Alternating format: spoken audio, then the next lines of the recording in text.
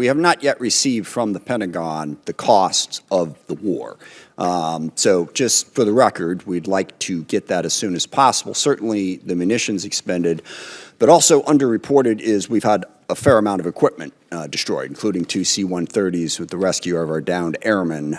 So do you have either A, a cost estimate coming to us anytime soon, or B, a specific supplemental request? Thank you for that question. So approximately at this day, we're spending about $25 billion on Operation Epic Fury.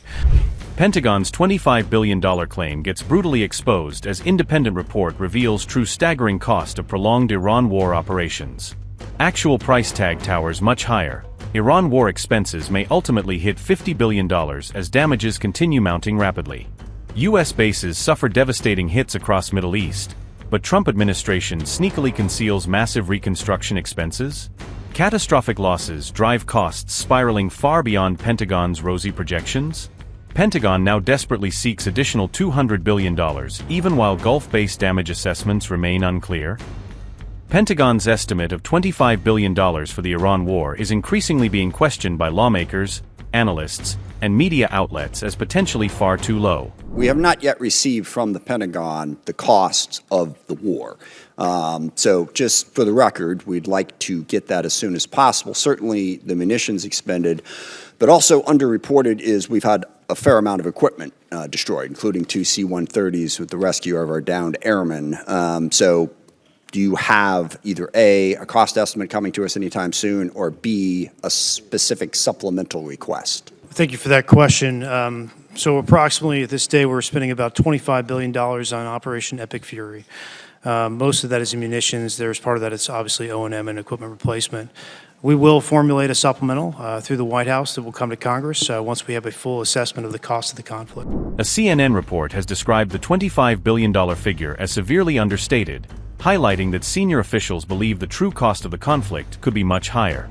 According to several lawmakers and government officials, the actual cost of the war against Iran could be closer to $40 to $50 billion, especially once hidden and long-term expenses are factored in.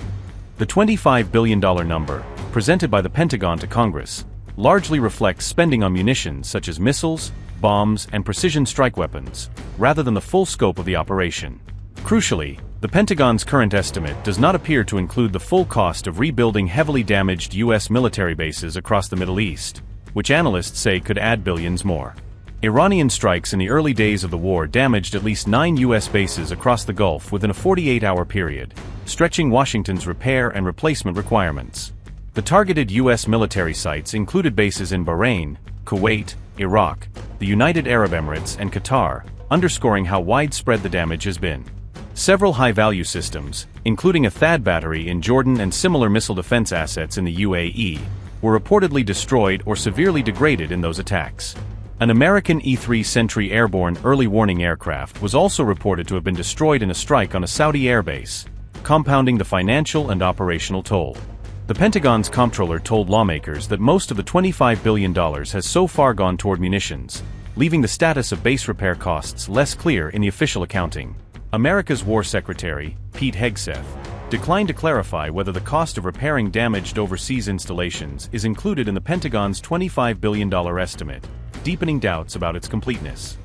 Earlier in the conflict, the Pentagon had told Congress that the war had already cost around $11 billion in just the first 6 days, illustrating how quickly expenditures can compound.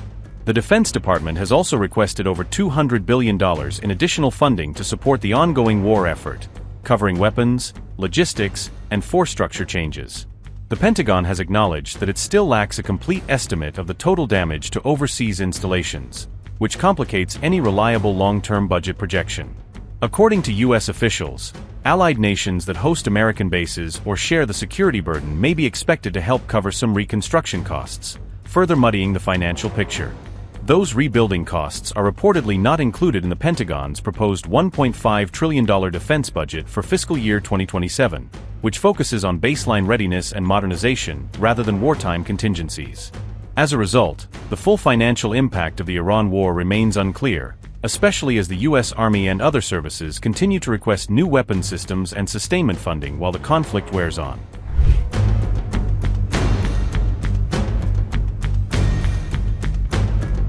The United States is reportedly considering what could be the first-ever deployment of a hypersonic strike weapon to the Middle East, marking a significant shift in its military posture. According to a Bloomberg report on April 29, U.S. Central Command has requested the transfer of the so-called Dark Eagle long-range hypersonic weapon system to the region. The long-range hypersonic weapon, or LRHW, may be used against key Iranian military and infrastructure targets, giving Washington a new option for long-range strikes. The capability has faced repeated technical and schedule delays and has still not been officially declared fully operational or battle-ready by the Pentagon.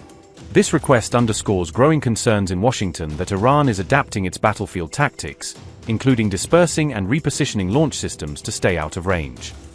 Reports suggest that Iran has moved some of its missile launchers beyond the effective reach of the precision strike missile, limiting the U.S. ability to respond quickly. Existing conventional systems, with a range of just over 300 miles, may no longer be sufficient to reliably strike these more distant or mobile targets. In contrast, the Dark Eagle hypersonic system is reported to have a range of around 1,725 miles, allowing it to launch from safely rearward bases and still hit deep target networks. Travels at hypersonic speeds of Mach 5 or higher, making it extremely difficult for most air defense systems to detect, track, or intercept in time.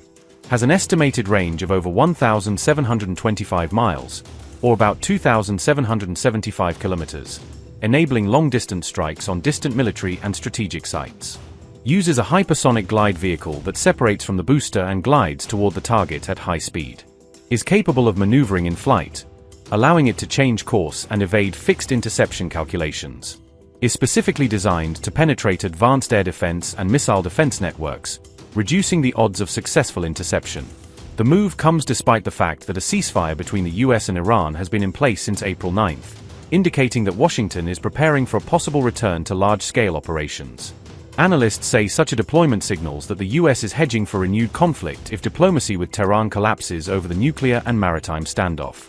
The Dark Eagle system itself is a high-cost, limited-quantity asset, with each hypersonic missile estimated to cost around $15 million.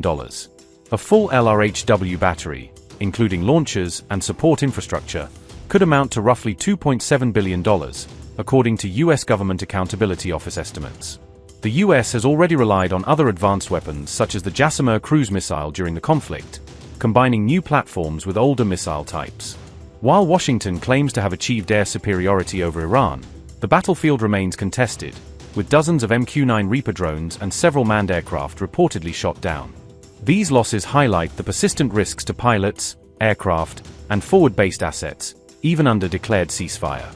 Hypersonic weapons are therefore seen as a way to strike high-value targets from much safer distances while still maintaining a high degree of effectiveness.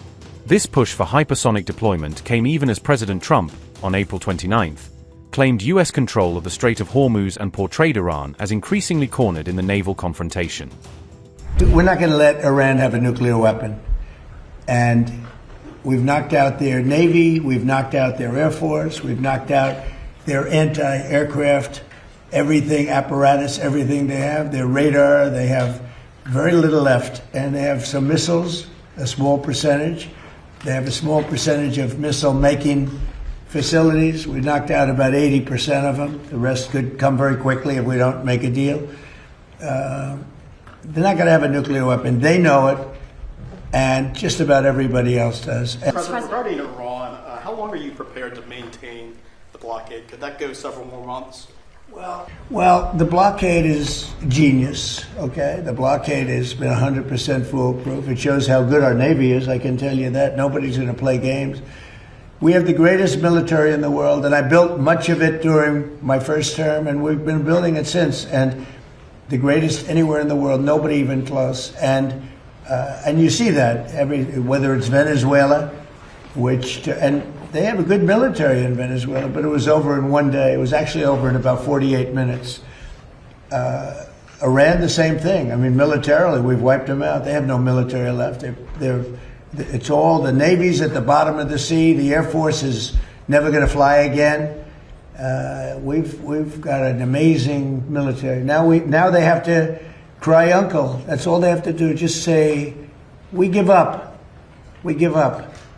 But their economy is really in trouble. So it's a dead economy. Will Operation Economic Fury and the blockade get Iran to nuclear talks fast enough, or do you think another wave of strikes will be necessary? I don't know. It depends. We have talks. We're having talks with them now, and we're not flying anymore with 18-hour flights every time we want to see a piece of paper. We're doing it telephonically, and it's very nice. I make a call, or I have my people make a call, and you know the answer. I always like face-to-face. I consider it better.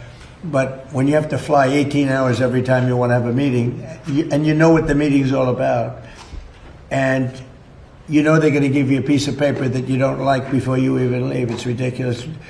They've come a long way. The question is whether or not they're going to go far enough. So at this moment, there will never be a deal unless they agree that there will be no nuclear weapons.